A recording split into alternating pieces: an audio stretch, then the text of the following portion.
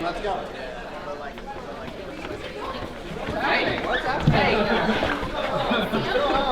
I want to see them.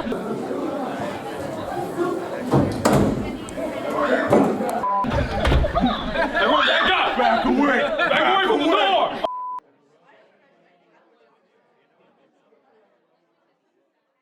Please state your name for the record. Jonathan Brush. Please state your occupation. I'm the president and CEO of Unbound. Mr. Brush, it says here that you've failed. That's not surprising. Please explain. Well, I happen to be human, and in the course of my human endeavors, I quite frequently fail. From my understanding, leading this company, you seem to be defending this idea. Why do you do that? If you live a life that is devoid of failure or a life that's scared of failure, you'll wind up making very small gains, very little gains, and you won't end up actually achieving much.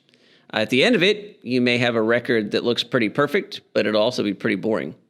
But if you are willing to build some failure into whatever it is that you're doing and take those risks, you will take those risks and you will fail and you will learn from that failure.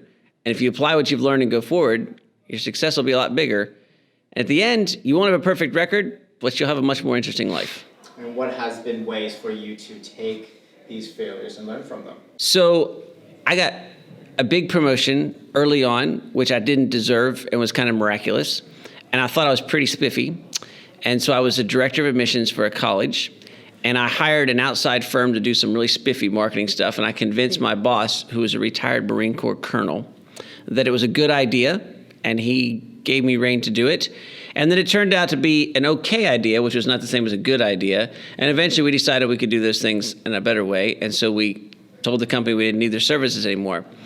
However, I'd forgotten to look at the fine print on the contract, and the contract required it to be canceled. And we didn't cancel it, so we didn't have the services of the marketing firm for a full year. But at the end of that year, we owed them $70,000 because we hadn't canceled the contract. In other words, it was a $70,000 failure, which was substantially more than I was getting paid or ever thought I ever would get paid. And I had to make a long walk across campus to tell the retired Marine Corps colonel that I'd spent $70,000 of his dollars on a marketing firm that wasn't working for us anymore. It was an interesting meeting. But you asked me what I learned from that. I will tell you that I read contracts much more carefully now than I did then. I will tell you that I have a much better task management system now than I did then. And I will tell you that I think twice about working for Marine Corps colonels. Well, Mr. Brush, what would you say is the importance of learning from failure? Well, I think people fall on both sides of this failure thing, right? On one hand, people think they have to be perfect, and so no failure is ever allowed. And then the other hand, people are like, it's no problem, I'll just keep failing. There's no consequences for it, who cares? And I think both of those approaches are wrong. I think you have to think of failure in terms of a powerful learning process. But it only works if you actually use it as a powerful learning process. And that means that when you fail, first of all, you have to accept the risk, and you have to take things risky enough that there is a possibility of failure. And then you have to be okay with the fact that you might fail.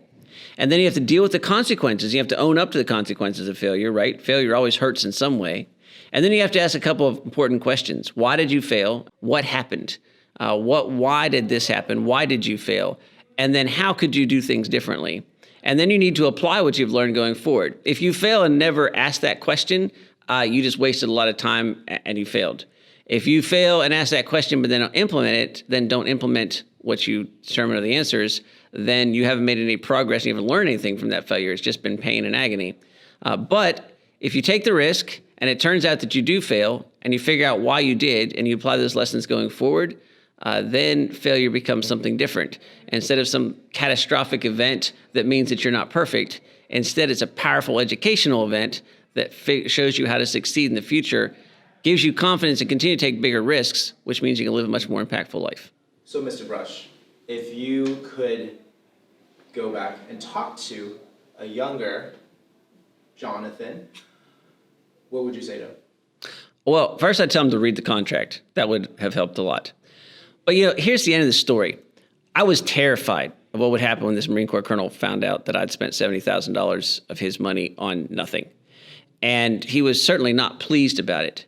But he also told me that some mistakes would have to be made, that I would have to fail to be able to figure out how to succeed. And he asked if I'd learned my lesson. And I told him I had. And he asked what I'd do differently. And I told him what I would do.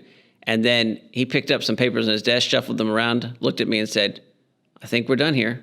Get back to work. And from that, I learned a bunch of important lessons, including some really important lessons about leadership.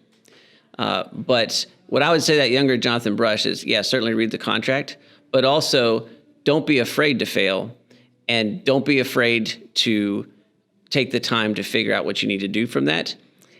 And I just think that the younger Jonathan Brush was much more terrified of having to look perfect instead of concentrating on what needed to be done. And if he'd have spent more time concentrating on what needed to be done, he would have found out that the people he worked for didn't care if he was perfect. They just cared that he tried hard, did the best he could, and was honest about his mistakes. And I think if you do that, failure has much less consequences than most people think. So basically, I tell the younger Jonathan Brush, don't be so scared and so stressed out. So, Abe, I'm curious, like, we're not going to be showing this to anybody else, are we? No, this is for the SLI records. The SLI records. Thought they were gone by now.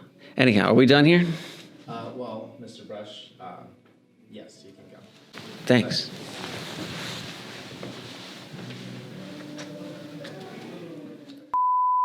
Back away! Back away from the door! I said back away! Did I stutter? Cut. You good? Good to go the whole way? Yeah. Well, now we gotta do it again.